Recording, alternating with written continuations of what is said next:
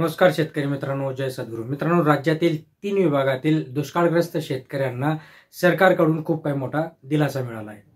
कालच आपण एक बातमी टाकली होती, पण डिटेलमध्ये नव्हती. तर नैसर्गिक आपत्तीमुळे प्रभावित झालेल्या 5,39,605 शेतकऱ्यांच्या खात्यावर आता 592 कोटी रुपये जमा केले जाणार आहेत आणि त्याची प्रक्रिया देखील सुरू झाली.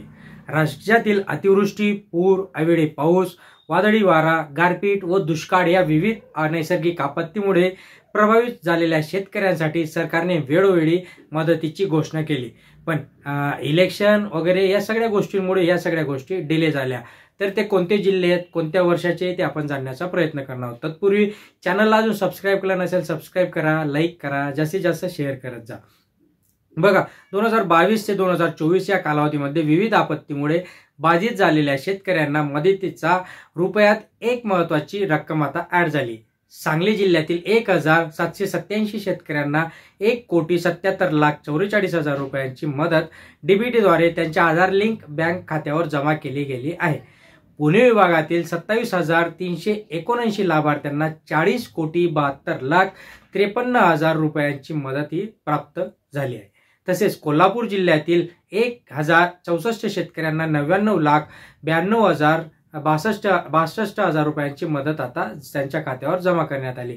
या मदतीमध्ये अतिवृष्टी, पूर, अवेळी पाऊस, वादळी वारा आणि गारपीट या घटनांमुळे होणारी नुकसान भरपाईसाठी शेतकऱ्यांना ही भरपाई देण्यात आलेली आहे.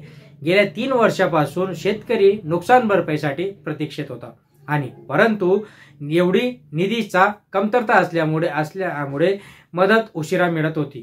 आता या मदतीमुळे शेतकऱ्यांना दिलासा नक्कीच मिळणार आहे.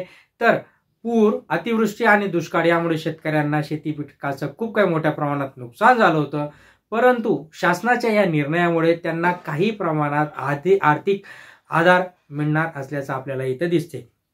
याच्यानंतर अजून सगळ्यात महत्त्वाचा म्हणजे जो काही पीक विम्याचा प्रश्न. आता बहुतेक लोक आपल्याला पीक विम्यासंदर्भात विचारत असतात, पण जर खरं बघायला गेलं तर पीक विम्यामध्ये जो काही घोटाळे झाले, जे काही हजारो कोटींचे घोटाळे झाले, त्याच्यामुळे जे काही ओरिजिनल शेतकरी होते, पात्र शेतकरी होते, यांना तो पैसा मिळाला नाही आणि म्हणून त्याची चौकशी होऊन ते सगळे जे काही अनालिसिस केल्यानंतर राज्य शासन त्याचे जे काही पैसे आहेत ते शेतकऱ्यांच्या अकाउंटमध्ये लवकरच डिपॉझिट करणार आहे.